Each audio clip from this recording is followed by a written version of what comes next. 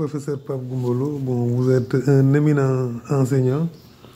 Vous avez été professeur de lycée, ensuite vous avez été professeur à la faculté des sciences au niveau du département de géologie.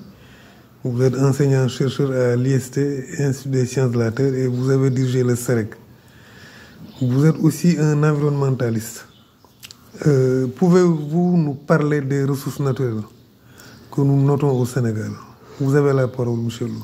Oui, mais à côté des ressources naturelles, des ressources forestières que tu connais mieux que moi, et des ressources biologiques, etc., sur la faune et l'aquaculture, je vous parlerai surtout des ressources minières et des ressources des carrières gazières, pétrolières, donc des ressources géologiques. La géologie du Sénégal est telle que tout ce dont on a besoin comme minerai et comme minéraux au Sénégal, on l'a.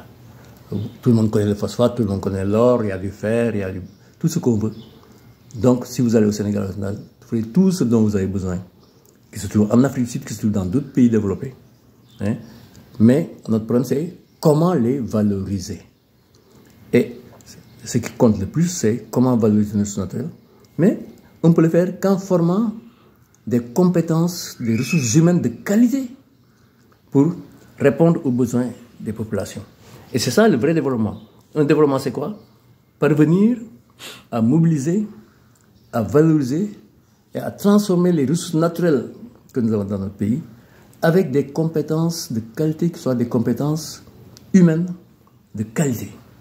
Et ça, c'est ça qui manque dans le système éducatif. Dans le système éducatif, on a beau savoir, on a beau savoir-faire, on a beau savoir-être, il nous manque ce qu'on appelle le savoir-devenir, l'innovation, le développement des compétences, mais pas n'importe quelle compétence, des compétences pour transformer nos ressources naturelles pour que nos populations aient, par exemple, le plus simple, moi je dis, aujourd'hui tout le monde a besoin d'une maison. Quelqu'un qui réussit, il a dit j'ai une maison, j'ai réussi. Aujourd'hui, il y a 4 millions de jeunes entre 22 ans et 35 ans qui ont besoin d'avoir une maison dans les 10 ans. Ces 4 millions-là, si on voit, nous on a réussi à faire avec les ressources naturelles basalte, mais surtout avec la lattice stabilisée et des argiles, on peut faire des maisons en moins de 15 millions de francs CFA. C'est-à-dire que les maisons les plus grandes, F4, salon et tout, elles nous reviennent à 20 millions. Les plus simples, elles sont à 12 millions. Si on prenait en moins 15 millions par villa, on tomberait dans les 10 ans à venir à autour de 60 à 80 000 milliards de francs CFA à mobiliser. Et qui sont dans la poche des jeunes, hein? 80 000 milliards pour que chacun ait une maison. Mais ça fait 2 fois ou 3 fois plus que les revenus du pétrole. Hein? On s'acharne sur le pétrole, le gaz, on s'entretue parce que tout simplement, il y a des bailleurs étrangers ou des partenaires étrangers qui ont besoin de ça, qui n'en ont pas chez eux.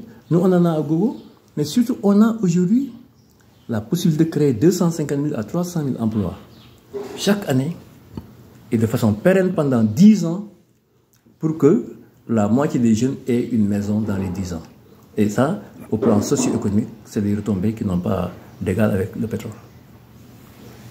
Voilà, je pense que le message est clair. Merci par rapport à cette brillante contribution, professeur Lo.